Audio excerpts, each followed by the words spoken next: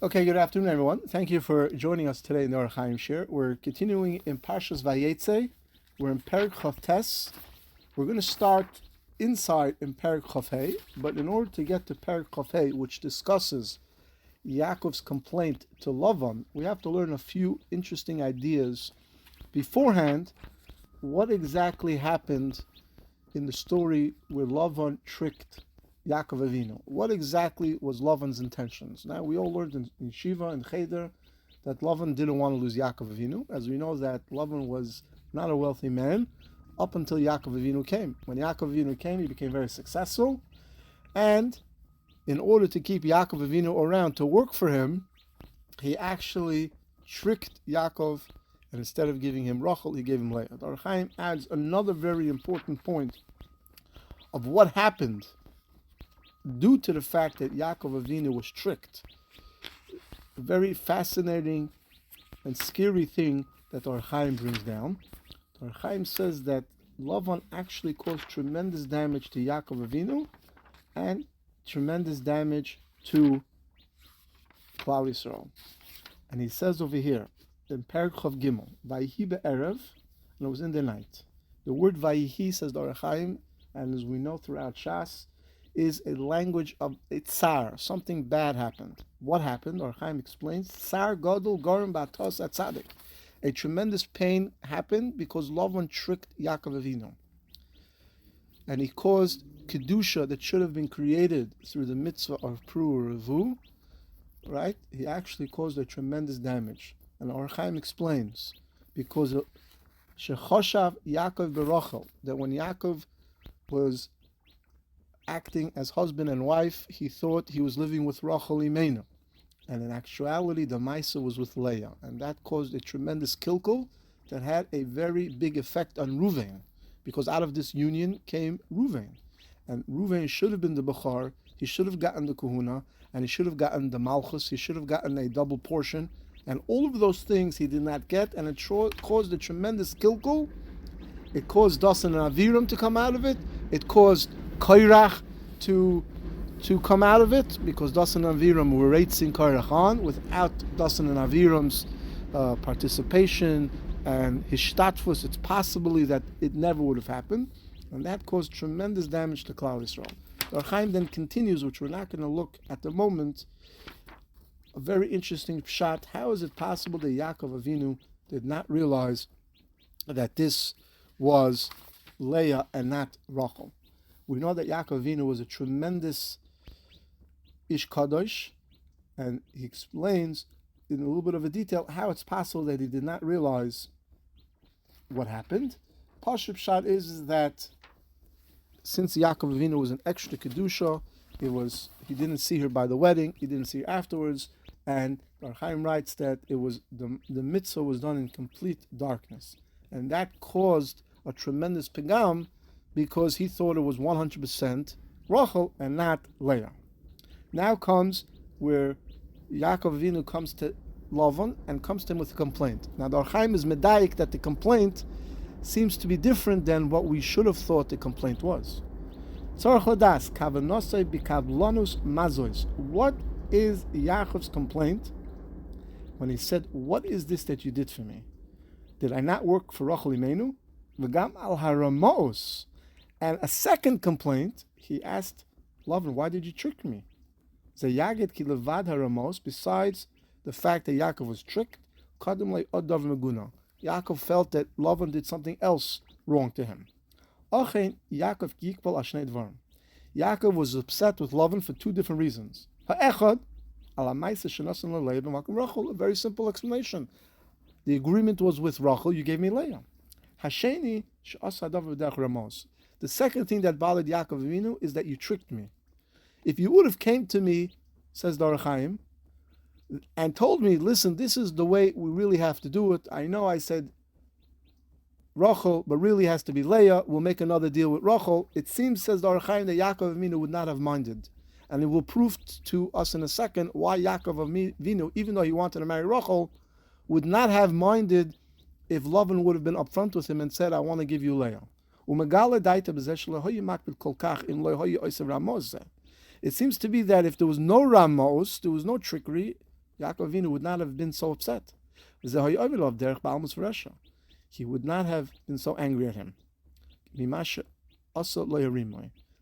than the actual trickery itself. The reason that he was so upset is what we explained in the introduction, is because what happened as a result, unintentionally, Yaakov did an Aveira. Again, if you can call it an Aveira. Sheniskaven el Rachel, he was having in mind that he was living with Rachel, and very bad things happened. As we explained before in the Agdama, that Reuven, who was a tzaddik, who was one of the Shiftei Kah, but Lamaisa, he was born out of a union that the Yaakov thought it was with Rachel and not Leah. Kumash Parashti B'Pasik, like we learned before, that we explained in the Agdama and Pasik Chav Gimel. But tzaddikim yakpidu l'mashen olgeh na'lerochnius b'yos. Tzaddikim are very makpid. Kedusha has to be 100% pure. Lahavdil.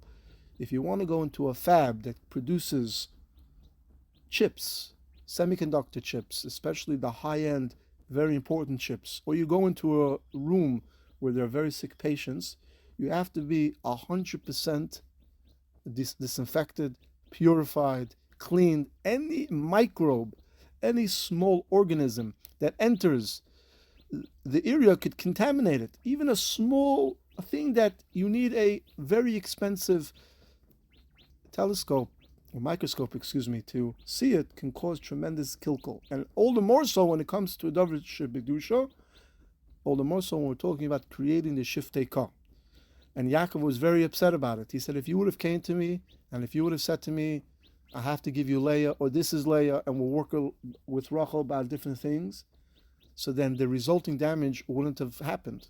The damage happened because you tricked me, said Yaakov to Lavan, and I thought I was living with Rachel, and in truth I wasn't. Why did you trick me? Yaakov Avinu came to Lavan with a tremendous taina. Now, I have to live with Leah, and I'm always going to resent her.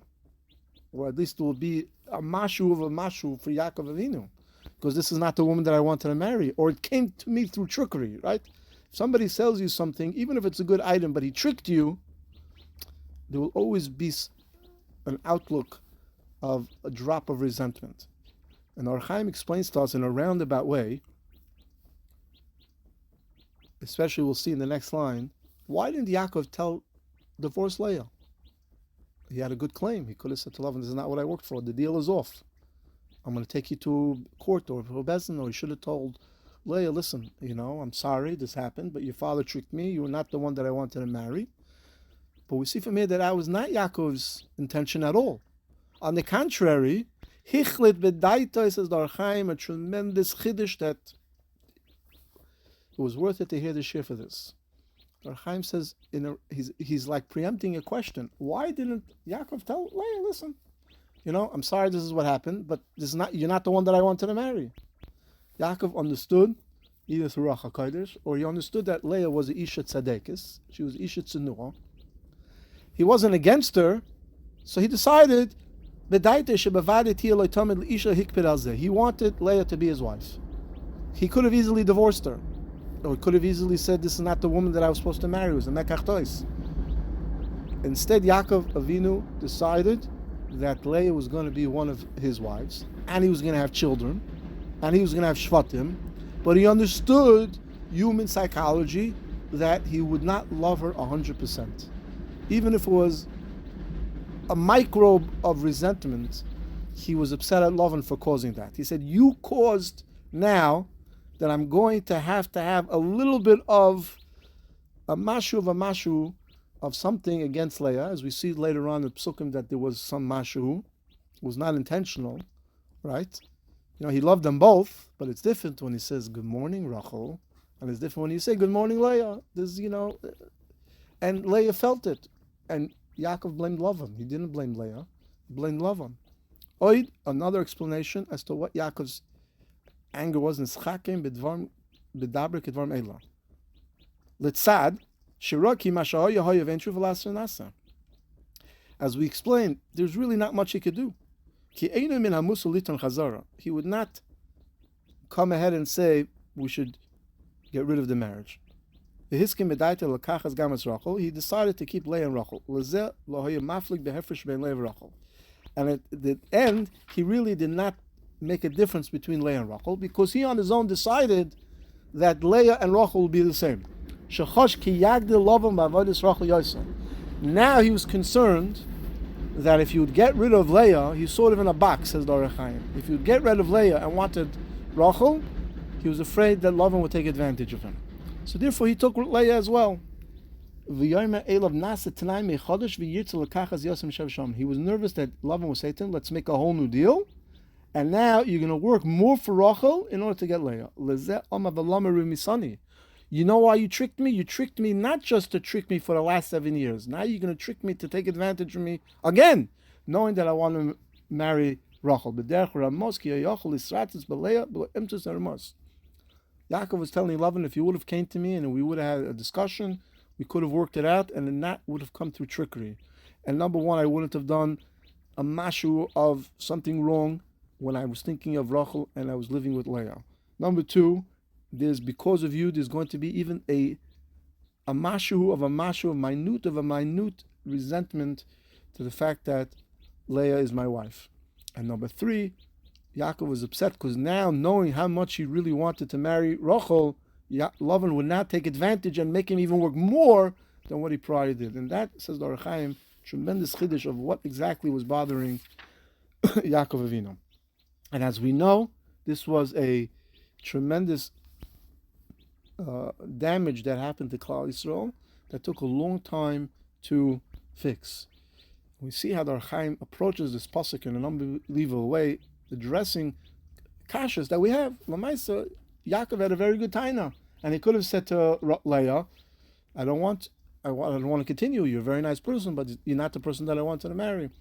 But we see that Yaakov decided not to be mevayish Leah, not to be mevayish her child. He knew that Apiruach Hakadosh, that she got pregnant right away, and he decided to keep her. And from there came Shvatim, from Rachel came Shvatim, and from Bilhah and Zilpah as well.